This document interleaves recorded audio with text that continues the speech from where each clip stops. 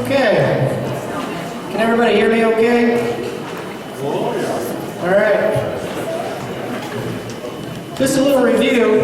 We're in the third section now. Today we're going to move into Egypt and Exodus. We've been through the early world. We talked about the covenant with Adam and Eve, the one holy couple, and the covenant with Noah, one holy family. And then last time we talked about the patriarchs, Abraham, Isaac, and Jacob, and we made that covenant with one holy tribe. And the covenant with Abraham was real key for the rest of the story. Remember, God promised Abraham 3 promises. He promised him land, He promised him a kingdom, and He promised him worldwide blessing. So those are the 3 covenant promises that God made to Abraham. So we can't remember yesterday's lessons when we go through this story. The other thing we're looking for is remember the sacrifice of Isaac. And Isaac asked his father, where is the lamb? Where is the lamb for the sacrifice? And Abraham said, God himself will provide the lamb. So that's the other thing we're kind of keeping our eye out for is we're looking for the lamb. We're looking for God's lamb. So today we're going to move into Egypt and Exodus. Remember we left off the last one with the story of Joseph and how his brothers sold him into slavery, and he went to Egypt, and he ended up being second in command to the Pharaoh, and he ends up saving his own family through the famine. And right at the end of that story,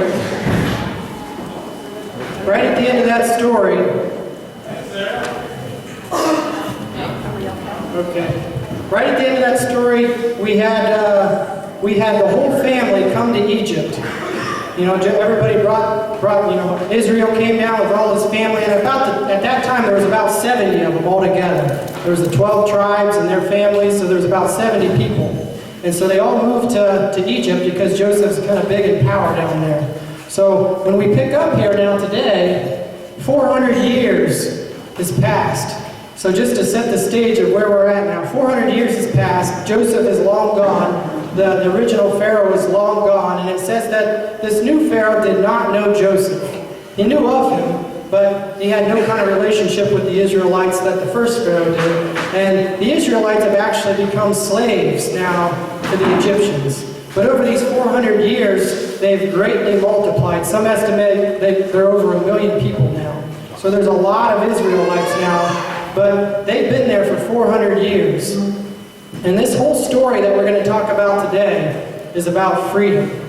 It's about freedom. But you're going to find out that the hard part for God is not going to be getting the Israelites out of Egypt.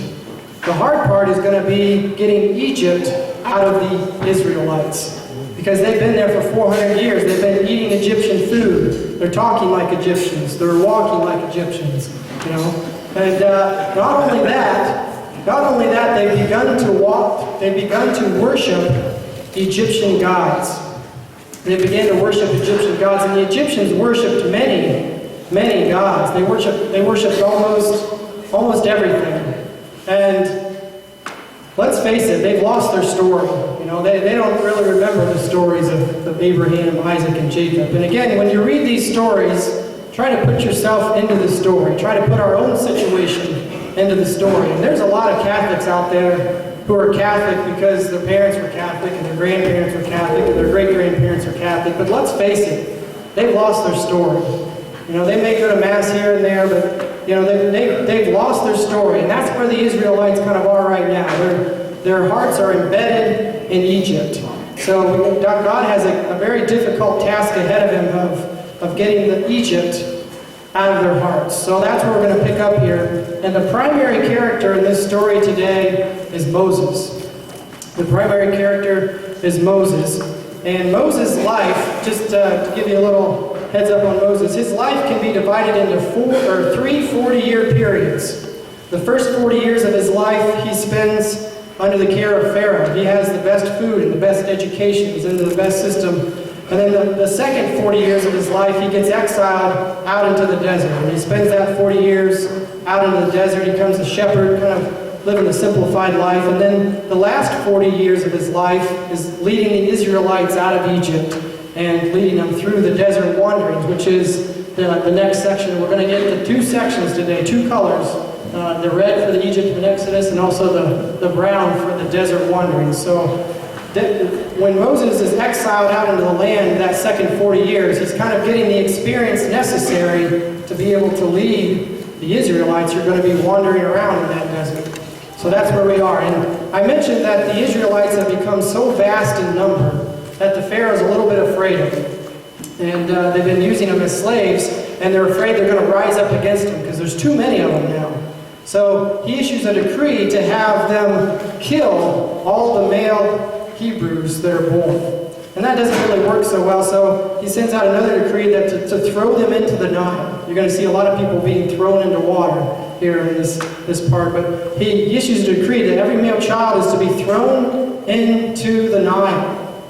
And one of the women from the house of Levi kind of follows the instructions, but she just gives her child a little extra protection. She puts him in this basket and sends him down the Nile. And Pharaoh's daughter ends up finding this basket with the baby inside, and she adopts him. And this is how Moses' story begins.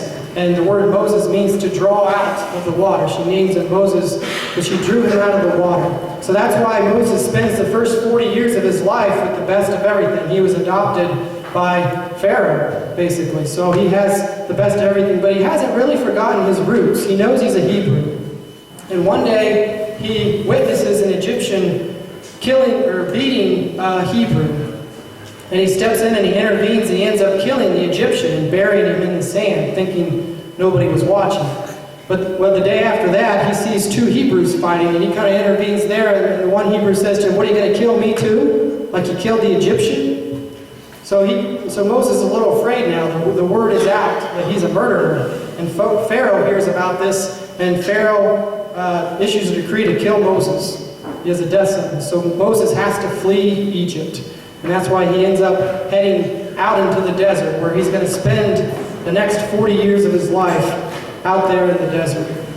And he gets married, has children, and he's a simple shepherd. And one day, he's about 80 years old at this point. He's out tending his sheep. And you know this story. It's one of the most famous stories out there. He sees the burning bush. And it's called a theophany, where God presents himself in this burning bush. And as Moses approaches the burning bush, he says, "The land that you stand is holy ground. Remove the sandals from your feet." And God says to Moses, "I have heard the cries of my people in Egypt. And I want you to go to Pharaoh, and I want you to tell him to let my people go." And Israel is like God's firstborn son. You have to kind of think of it that way, that Israel is God's firstborn son. And this is a father talking. He's trying to send Moses back to Pharaoh and say, "Let my people go."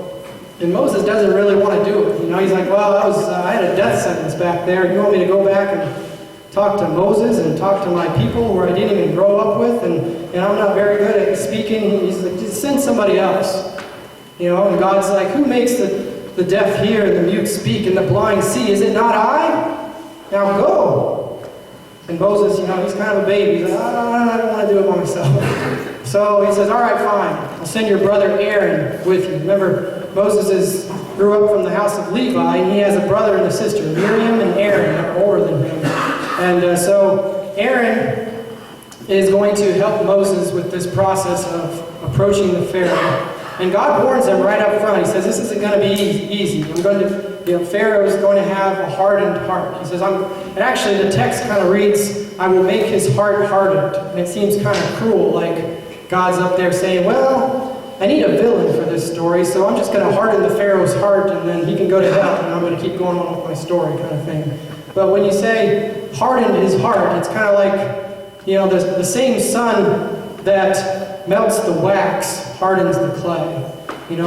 Some person that does, some really holy person may inspire some people, and it might just annoy some people. It might just make him even more tempted to do wrong just out of spite. And that's kind of Pharaoh's attitude here. Is he's worshiping all these false gods, and you got this one guy coming in, or this one God coming in claiming to be the one true God, and he's just annoyed by this God. So that's what it means by Pharaoh's heart will be hardened. And God gives Egypt not one, not two, but 9 opportunities to repent in this story, to let his people go, to let his firstborn son go. But you'll see that Pharaoh is very stubborn. And this is where the 10 plagues come into play. So the first plague, and you'll notice that every single one of these plagues is attacking one of the Egyptian gods. And it's very interesting. It's kind of like a duel. It's kind of like, game is on here. And it's not so much to prove to the Egyptians that he's the one true God. It's more so even to prove to the Israelites that I am the one true God. You remember the Egyptians are worshiping all these false gods, and one of the things they worshiped was the Nile. And the first plague is they turned the Nile into blood. And the god of the Nile was a god by the name of Happy.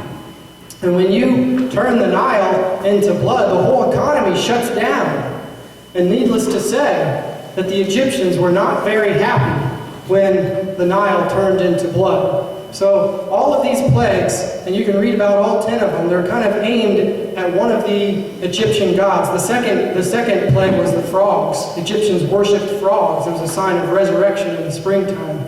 And all of a sudden, these frogs are just everywhere, and you can't even walk without stepping on a frog. But the problem is they worshipped frogs. So again, everything's kind of shut down. And the god of the frogs his name was Hek, H-E-Q-T. So again, you can imagine the Egyptians coming outside, seeing all these frogs, and saying to themselves, "What in the heck is going on here?" So all of these plagues are aimed at these Egyptian gods. It's kind of a showdown to prove that he is the one true God. And Pharaoh, through this whole process, he's kind of like a little child. These plagues will come on, and he'll summon Moses and Aaron. He's like, okay, just tell your God to make these flies or these gnats go away, and I promise I'll let your people go. And he's like, all right, and he prays to God, and God sends everything away, and then he's like, He's like, I changed my mind. And he doesn't go through with it. And then he kind of tries to do it step by step. He says, at one point, all right, fine, go sacrifice to your gods. To your God. Go sacrifice to your God, but don't go too far. You have to stay within the land. And again, that's something that we hear again today. Fine, go to your church, sing your songs, just don't go too far. Keep it to yourself. And that's what Pharaoh's saying here, is just don't go too far. And Moses is saying, well, it wouldn't be right to do so, because the sacrifices that we're going to be making will be abominable to the Egyptians. Because the Egyptians worship everything. If they go sacrifice a cow, then that would be abominable to the Egyptians. So again, Pharaoh's like, well, sorry, I'm not going to let your people go. So finally, after 9 of these plagues, the 10th plague comes. And you know what that is. It's the death of the firstborn son. And everybody thinks, well, this was so mean. This is so mean. But remember that God gave Egypt 9 chances to let his son go. 9 chances to let his son go. And he wouldn't do it. And he says, if you're not going to let my firstborn son go, then I'm going to kill your firstborn son. Remember what we learned in the last session. What you sow is what you reap. So the 10th plague is the Passover, the death of the firstborn. And it's very, very interesting how this plague works. It's kind of a foreshadowing of things to come.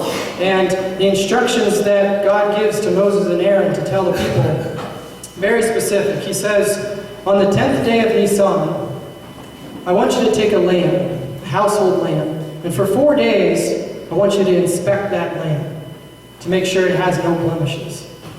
And then, on the 14th day of Nisan, at twilight, 3 in the afternoon, I want you to sacrifice the lamb. And you might be interested to know that the Egyptians worshipped lambs as well. So God's coming down and saying to the Israelites, I want you to sacrifice a lamb. You can imagine them saying to themselves, what? I mean, we were involved in these first 9. Now you want us to go killing lambs? It's kind of like, a lot of people today struggle with addiction. A lot of people struggle with addiction. And these Israelites, they're struggling with worshiping these false gods. And it's going to be difficult for them to get Egypt out of their heart. And God, as a loving Father, is coming down and is kind of forcing their hand, saying, I want you free. It's kind of like going up to the alcoholic and giving him a bottle of Jack Daniels and saying, I want you to take this bottle of Jack Daniels, and I want you to smash it in the fireplace. What? I want you to be free. And the only way they're going to be free is if they confront this addiction themselves. So take this lamb at 3 in the afternoon and sacrifice it. And then I want you to take the blood and I want you to put it on your doorpost. And again, you can imagine thinking to themselves, what? Do you know what blood does on wood? It stains. It stains. You know? And you want us to take this blood and mark our houses? And tomorrow there's going to be a bunch of mission sheep? You know? We are marked people. And again, God knows that when they get out of Egypt, they're going to want to come back. You know, when you break free from an addiction, you try to break free from an addiction, there's always going to be a temptation to go back. And God's kind of forcing their hand saying, you got a marked house. There's no going back. There is no going back. And that blood is going to signify their freedom from slavery. Their freedom, not just from the slavery of Egypt, but the slavery of their hearts being so consumed with these Egyptian gods. And then they were to eat the lamb, and they're to eat unleavened bread, because it marks that they're going to be leaving very quickly here. And anybody that's got that blood marked on their door, the angel of death will pass over that home, and the firstborn will be spared. And anybody that does not have that mark, the death of the firstborn will occur. And the Egyptians also worshipped the Pharaoh and his firstborn son. So again, God's got this showdown coming and saying to these people, I am the only true God. I am the only true God. So the Passover occurs, and Pharaoh says, get out of here. You know, you'll be doing me a favor. Take your people and get out of here. So they got to leave right away. They get out, and they're free, finally free. And remember what the first promise was land. So we're looking for land. And they're not that far from the promised land. They're only a few days away. But God doesn't send them straight up to the land because they're not ready. You know, they're not ready. You know, they're going to have to go through a whole boot camp to change their hearts here. They're going to have to go through a whole boot camp. And a lot of times we say to God, you know, if you were God, you could give me what I want right now. You know? And God didn't send them straight up to the land because he knew that as soon as they saw conflict, as soon as they saw battle, they would turn around, go back to Egypt. They're going to want to go back to Egypt. And you'll see through the whole story, they'll complain against Moses. We want to go back to Egypt. We want to go back to Egypt. You know, if I was Moses, I'd be like, fine, go back. I'm like, what, to a blood-stained home? You know? So remember why God's doing all this way. But we're the same way. We say, God, make this happen now. And he's saying, you're not ready. You're not ready. You can't handle conflict. You can't handle the truth. Remember Jack Nicholson? You know? You can't handle it. You know, so we're not ready. We're going to go through a boot camp. So instead of going right up to the land, he's going to send them south down to Mount Sinai. But before they get there, you know, as they're on their way, everybody kind of has a change of heart here. It's kind of a confusing part of the story because you see Pharaoh and he's thinking to himself, you know, what have I done here, letting these people go? And a few verses later, you'll see the Israelites saying, what have you done bringing us out here into the desert? You know, we want to go back. So everybody's complaining, what's going on? You know, and the Pharaoh sends his armies out towards them. And this is the famous scene of the Red Sea. You know, and the people are complaining and saying, you brought us out here to die. And Moses says, all you have to do is trust God. All you have to do is trust God. The Lord will fight for you. And all you have to do is be still and see the wonders and the powers of your God. And they come to the Red Sea, and what happens? Moses parts the Red Sea. And the people see the wonders of this one true God. And they safely cross the Red Sea, and Pharaoh's army goes in after him. And as soon as the last Hebrew sets foot on dry land past the Red sea comes crashing down over the top of the Egyptians. And remember what the Egyptians were doing to God's firstborn son? Throwing him into the Nile, throwing him into water. What you sow is what you reap. And these Egyptians drowned into the Red Sea. And again, we can't forget what we've already seen in the story. And this kind of represents something that's already happened with Noah. Remember, Noah, God starts over with Noah. You have the great flood. It's like a new beginning. You know, you'll see repetition in this story, but it's also foreshadowing of what our baptism is. Freeing us from slavery. So this lamb that they used, remember we were looking for a lamb. Is this God's lamb? No, this is a household lamb, but it is meant to be a type of the Lamb to come. And let me just give you a little hint of way down here in the story. And, because I can't wait till this part of the story to tell you. I got to tell you this now, just to see how this all fits together. What does this have to do with Jesus? What does it have to do with Jesus? Well, you see, the Israelites are commanded to celebrate the Passover every year from here on out. And a little bit later in the story, Solomon's going to build a temple. So they're going to have to celebrate the Passover at this temple. But the Jews at that point have been dispersed all over the land. And some of them have to travel several days to get to Jerusalem. And if you drag a little lamb behind you for several days or a week, it's not going to be an unblemished lamb anymore. So what they did was they started raising these, they called them sacrificial flocks right outside of Jerusalem. And people would come every year for the Passover. And on the 10th day of Nisan, they would come and they would purchase a lamb from this sacrificial flock, and then they would watch it for 4 days. Well, right at the time where people are coming in, the 10th of Nisan was Palm Sunday. Jesus comes riding into Jerusalem at the same time that this sacrificial flock of lambs is being brought in. And for 4 days, Jesus is inspected.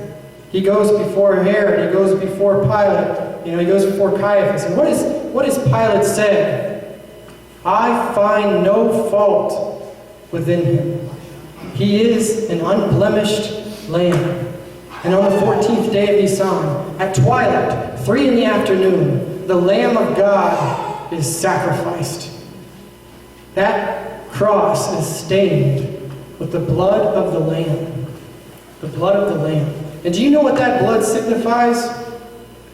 Our freedom from the bondage of sin.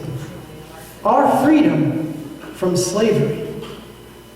And before we're quick to rush to judgment on these Israelites, we got to look at our own lives, because we too always want to go back to sin. We too are always continually worshiping false gods, saying we want to go back, because following Christ is hard. Being free is not easy. It's hard. It's hard, as these Israelites are going to find out. So that's just a little foreshadowing, a little taste of how Jesus is going to fulfill everything. He's going to relive the whole life of Israel when he comes onto the scene. So just kind of keep that in mind as the story progresses. So the Israelites are free, and they're going down to Mount Sinai, and they're going to spend a year at Mount Sinai going through a boot camp. Because remember, they've been enslaved for 400 years. And they're going to need to learn the ways of the Lord. They're going to need to learn to trust the Lord. And when they're out in the desert, they're going to have to trust the Lord. I mean, it's pretty hard to live in a desert. But God takes care of them. He feeds them. He feeds them with the manna. Remember, he talks about the manna, kind of like the dew frost on the ground every morning. And they have specific instructions to collect just enough for that day. You got to trust God for your daily bread. So God provides them with food. Their clothes don't wear out. You'll see the sign, the part where they're crying out for water. They're complaining against Moses. And remember, Moses knows his way around the desert. He spent 40 years out there. And he takes his rod and he hits the rock twice.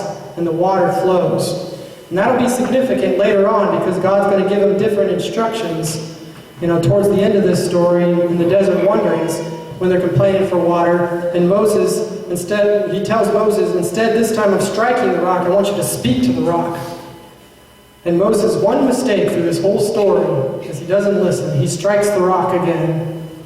And water flows, but God says, that ain't going to cut it. You've disrespected me in front of all of these people, and you will not lead them into the promised land. It seems kind of harsh. Moses, was this great leader through the whole story, and then God says you can't lead them into the promised land. But to whom much is given, much is expected. And there's kind of a higher level of for leaders, they're expected of more.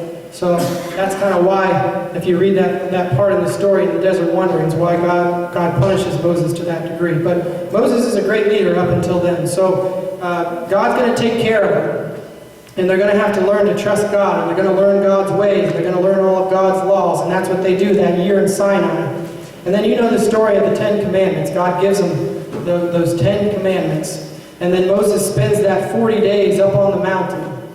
And again, 40 is the time of testing. But what are the people doing when Moses is up on that mountain? You know, they're down there and they kind of get tired of waiting, and they're like, we don't really know what happened to Moses, so let's build our own gods again, you know.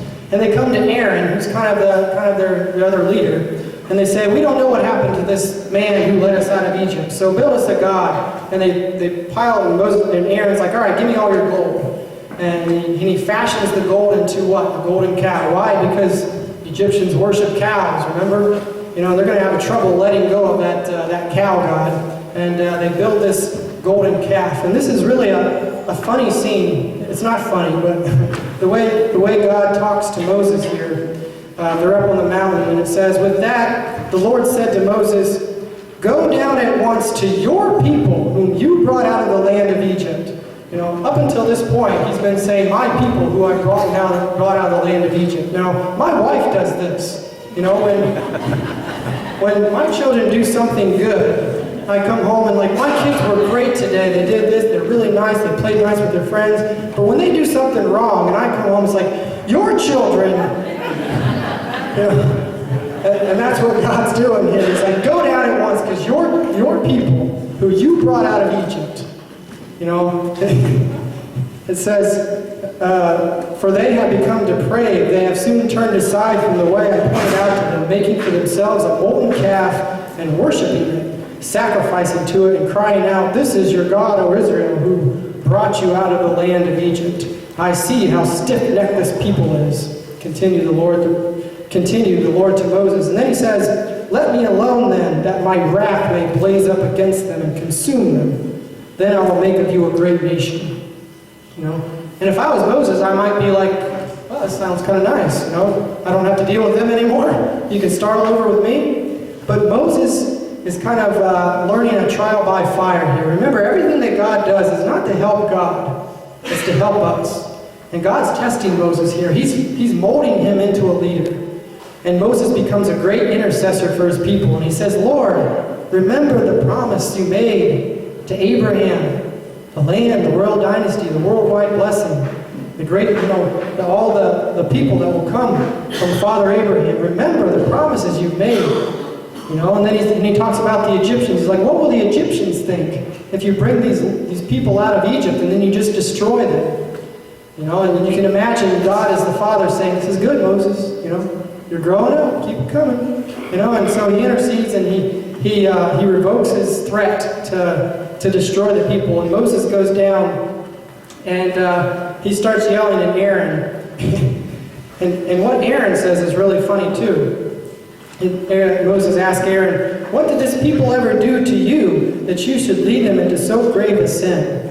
Aaron replied, let not my Lord be angry. You know well enough how prone the people are to evil. They said to me, make us a god to be our leader. As for the man Moses who brought us out of the land of Egypt, we do not know what has happened to him. So I told them, let anyone who has gold jewelry take it off. They gave it to me, and I threw it into the fire. And out popped this golden calf.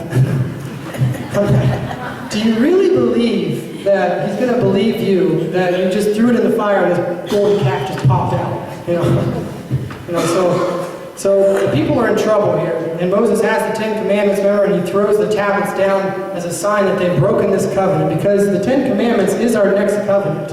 God's making a new covenant with this one holy nation of Israel. And that's the sign of the covenant is the Ten Commandments. And when Moses throws them down, it's a sign that that covenant has been broken. And when you break a covenant, somebody must die. Somebody must die. And the question is, will it be Israel or will it be God? Will it be Israel or will it be God? And you'll see how God lays down his life for us to fix this broken covenant.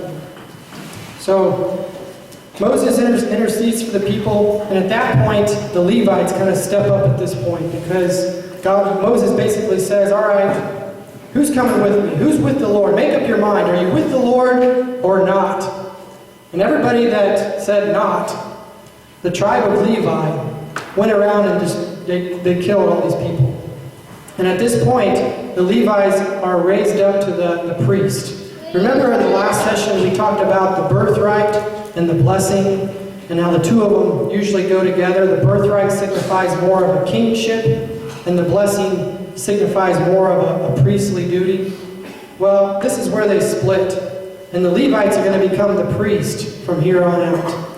And they're going to be the ones that enter the Holy of Holies. They're going to be ones that carry this tabernacle. And, that was the other thing that they learned here at Sinai, was they built this tabernacle, and they had the Holy of Holies, and they had the Ark of the Covenant. And in your book, you can see a diagram of how that was all structured and the very specific instructions God gave to him. So the Levites from here on out are going to rise and be the priest. And in a couple sessions, we're going to see the birthright go to the kings. When we get to the kingdom of David, he's going to carry that birthright. So we kind of have the birthright and the blessing that's been separated, and then Jesus is going to reunite them, the King of Kings and the great priest. Jesus is going to reunite the birthright and the blessing. And also, this is where the dreaded book of Leviticus fits in. Remember the supplemental books up there? Why we skipped Leviticus? Because it's not part of the story? Well, this is where it fits. Levi, Leviticus. And the book of Leviticus is the instructions for the priest. It's not meant to be read as a story. It's the instructions for the priest. So now you know when you're reading Leviticus that this is the part of the story that it fits in. Because they have a lot of laws, you'll notice. Because the more sin you have, the more laws you need. So there's a lot of laws and a lot of instructions that God's giving them during this boot camp that they're in Mount Sinai. So they have the priest. They kind of established the Levites as the priests. They're going to move forward in their journey now. They're still thinking of going to the Promised Land, and that's where they're going to head next. But the Lord is still kind of saying he's angry at the people, and this is kind of another funny conversation.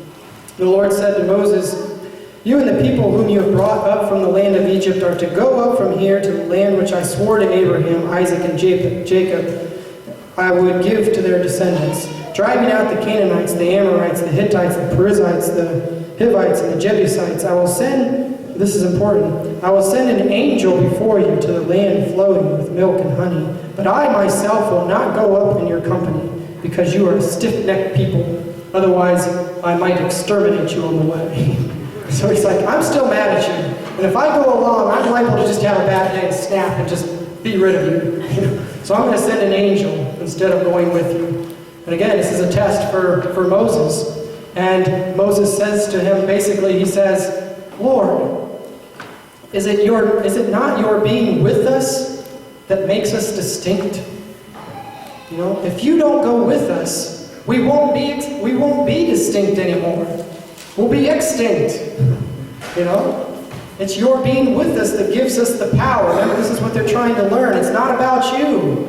It's not about you or what you can do or what you can accomplish. It's about what God can accomplish through you. And if you try to go without God, you don't stand a chance. And that's what Moses is saying. He's like, if you're not going, I'm not going. You got to go with us. Don't just send us an angel. You got to be with us if we're going to be distinct, if we're going to win these battles. And then the Lord is very pleased with Moses here. He's learning his lesson well. He understands that without God, they have nothing. They have nothing. So God says, "Okay, I will go. I will go." And God is kind of with them, and they carry him in this Holy of Holies, this Ark of the Covenant, as you read about. And Mary, this is another foreshadowing, Mary is the new Ark of the Covenant. Have you heard that before? Mary is the new Ark of the Covenant? Because what did they put inside the Ark of the Covenant? There was 3 things that ended up inside the Ark of the Covenant. There was the 10 Commandments, the law. There was the manna, to represent what God fed them when they were out in the desert, the manna. And by the way, they were very creative with that manna. Because if you eat the same food for 40 years, you're going to have to be creative. And they had different things like banana bread and manicotti. And it's not in the Bible, but I know this. So they were very creative with the manna. So that's in the Ark of the Covenant. And the third thing in there is Aaron's rod. You remember the story where a lot of times during these stories, we're not going to get to all of them today, but a lot of times the people start questioning Moses and his authority and the Levites and constantly saying, who made you so special? You know, God speaks to us too. And God is consistently standing up for Moses as the leader and the Levites as the priest. And so at one point they have this test and they say, all right, put all these rods down, and whoever's rods blossoms, that is who I have given my authority as the priest. And remember, Aaron's rod not only blossoms, but it produces ripe fruit, ripe almonds. So they put that rod of Aaron to signify the priestly duties or whatever. So you have those three things, the manna, the Ten Commandments, and the priestly rod. Well, what did Mary carry inside of her? The King of Kings. King of Kings. The Lord. The truth. He is the law, the truth. And He is the great priest. And He is the bread that came down from heaven. The bread that sustains us. You know, so Jesus represents all of these things. And that's why we call Mary the new Ark of the Covenant. So there's a lot of connections in here. We can't get to all of them, but there's a lot of connections between the Old Testament and the New Testament, and how Jesus and Mary and these characters kind of relive this story of Israel. So they're traveling along, they're carrying God with this. It's kind of like a tent. His dwelling is like this tent-like structure. Until they build the temple, this is where God is going to dwell. And He's kind of leading them in a cloud by day and a fire by night. And they're going up to the land. And before they get there, they're going to incur another test here. He's going to send 12 spies up into the promised land. 12 spies. And their instruction is just to go out there, check it out before we go. You know, they've been through their boot camp now. They're ready to go into the land and fulfill this first promise. But before they do that, they send these 12 spies up there. And there's one spy from each of the houses, each of the 12 tribes. And they're up there for 40 days. You know, it's supposed to be just a quick visit. Go up, come back. And they're up there for 40 days. And when they come back, 10 of the people say, you know, it's a wonderful, wonderful land. I mean, the grapes are like this big, you know, it's flowing with milk and honey. It's a wonderful land. But we're not going to be able to take this land. You know, there's giants in this land. They have fortified cities. They build walls. Their technology is far superior than ours. There's no way that we're going to be able to take this land. And only two of the spies, Joshua and Caleb, are the only two that said, we can do it. We can take this land. And as you can imagine, God is upset. He continues saying, how long will this stiff-necked people refuse to trust me? You know, I brought you through the Red Sea. I mean, I gave you manicotti. Your clothes didn't wear out. You know, what else do I have to do to prove that I am the one true God and that you can trust me? And again, ask yourself the question, you know, can we trust God? What do you mean we can't trust God? I mean, He's given us the Blessed Mother. We got the sacraments, the saints, the Eucharist, the Mass, the Holy Father. What do we mean we can't trust the Father? We can trust Him. But these people continually fail to learn this lesson. This is the question we're asking ourselves through the whole story. The question that got us into trouble in the first place. Do you trust the Father? You know, they struggle with the question, we struggle with the question, and God is upset. He is upset now. And He says, again, you know, I'm going to destroy these people. And Moses, again, has to be the great intercessor. He says, don't destroy them. Don't destroy them. But there is going to be a punishment. There's going to be a punishment. And everyone that's 20 years old and older is not going to see the promised land. They're going to wander around. He says, for every year you spent in that land, up there spying the land, for every day you spent up there spying the land, you're going to spend a year wandering around in this desert because you didn't trust me. And they were up there for 40 days, which means they're going to spend 40 years now wandering around in the desert. And everyone 20 years old and older is going to die off, and they're not going to see the promised land, except for Joshua and Caleb, the two that trusted. The two that trusted. So that's when we get into the book of Numbers. Remember, we skipped Leviticus, because that's not the story part. We're going to go into the book of Numbers now, and the desert wanderings is that 40 years where they're wandering around in the desert. And there's a bunch of battles, there's a bunch of different stories throughout that time. God's still taking care of them, and He helps them win many battles.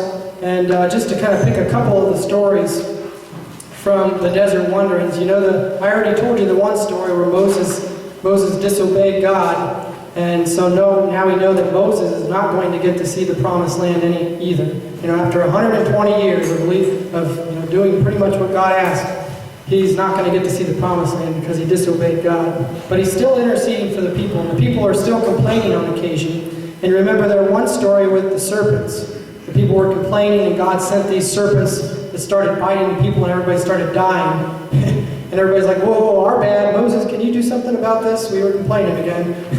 And Moses prays, and God says, take a staff and make a serpent and hold it up, and whenever the people look at the serpent on the staff, they will be healed. That's why ambulances have that symbol of the serpent on the staff. And again, this is foreshadowing because Jesus is going to come along, and they're going to raise him up on that cross.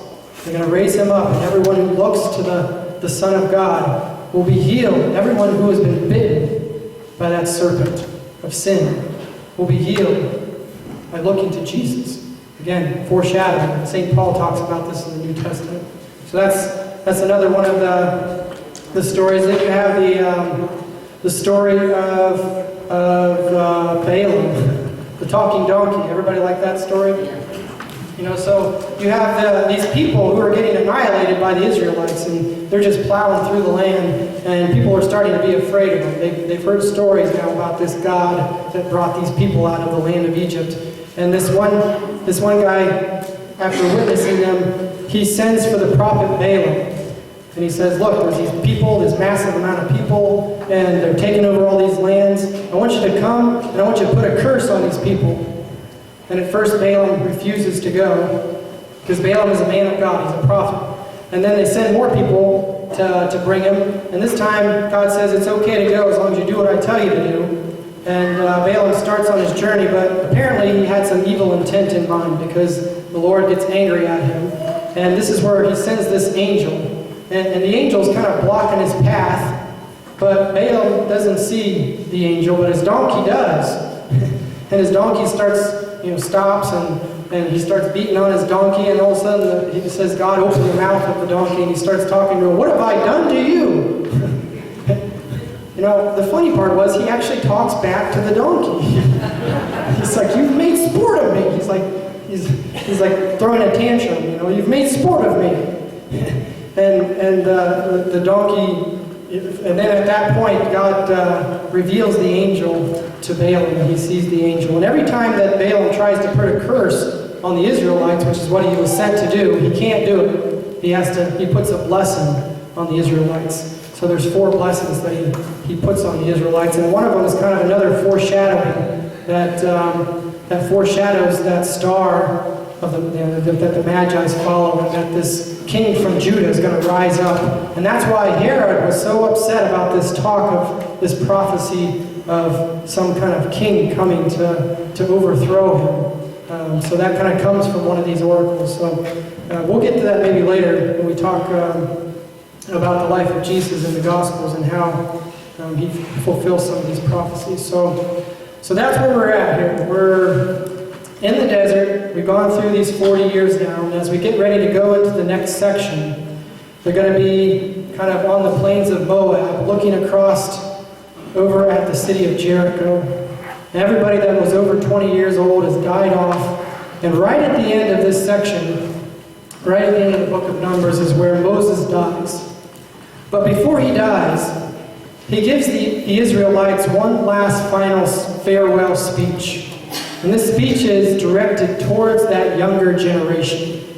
And what he wants to know is, have you learned the lessons from your parents? Have you learned to trust God? And that is the book of Deuteronomy. That's a supplemental book here. The book of Deuteronomy. And that's basically what Deuteronomy is. It's Moses' final farewell speech. And he's telling them, look, you're about to go into a land where they worship many, many false gods, and they do abominable things. You're about to go into a land where they sacrifice their own children. They had a god by the name of Moloch, and that had these outstretched arms, and they would take their newborn children, and they put them in these ashes to sacrifice their children to this god Lord.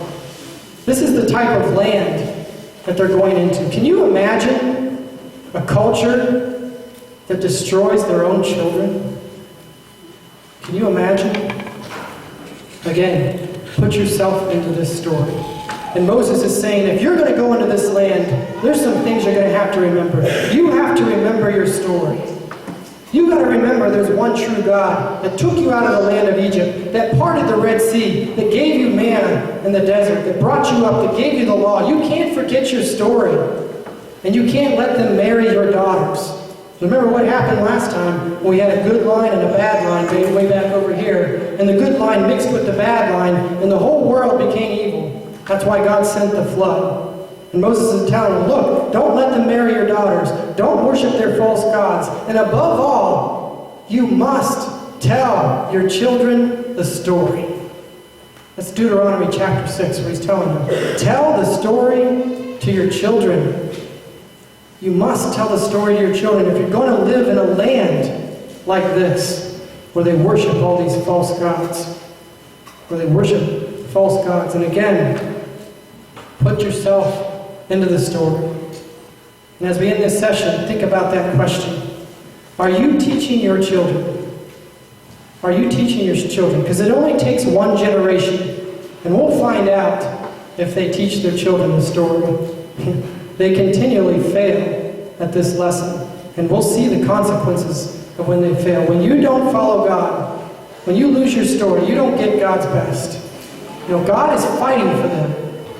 But if they ignore God, if they refuse God, and they start to put everything else in the world first, they're not going to get God's best. And it's not like we have to leave everything in this world behind to follow God. But we have to put everything in this world, we have to put God first in everything in this world. You know, God has to be first. And anytime we push God off to the side because of something else that we want to do, or something else that's more important to us, anytime we start forgetting our story, it's the same thing as these people are doing. It's the same thing as worshiping false gods. He's saying, you must teach your children the story. You know, I'm not that far removed from a college campus. You know, I've been in the dorm rooms. I've been to the parties. You know, I've been in the men's locker room. I know what these kids are up against. And I'm telling you, if you don't teach them the story, they will get annihilated by the culture of death. They don't stand a chance. I mean, we got to tell them the story. We at least got to give them a fighting chance against an enemy that does not sleep. And I guarantee you that enemy does not sleep. And people will say, well, you can't protect your children forever. And I don't plan on protecting my children forever. But I'm at least going to give them a fighting chance. I'm going to train them for battle. I'm going to give them the swords of justice, courage, temperance, wisdom, faith, hope, and love. And train them in these swords. Because at one point, they will have to go out into that culture. They will have to fight. We can't fight the battle for them. They will have to fight for themselves, but we got to give them a fighting chance. They love what they know. And we can't expect them to know the faith if we just drop them off once a week at PRE. They learn the story from you. Teach your children the story. Lead them. If you want them to be saints, then you got to be a saint yourself. You got to give them an example. You can't just tell them. You got to show them. So we'll end with our song.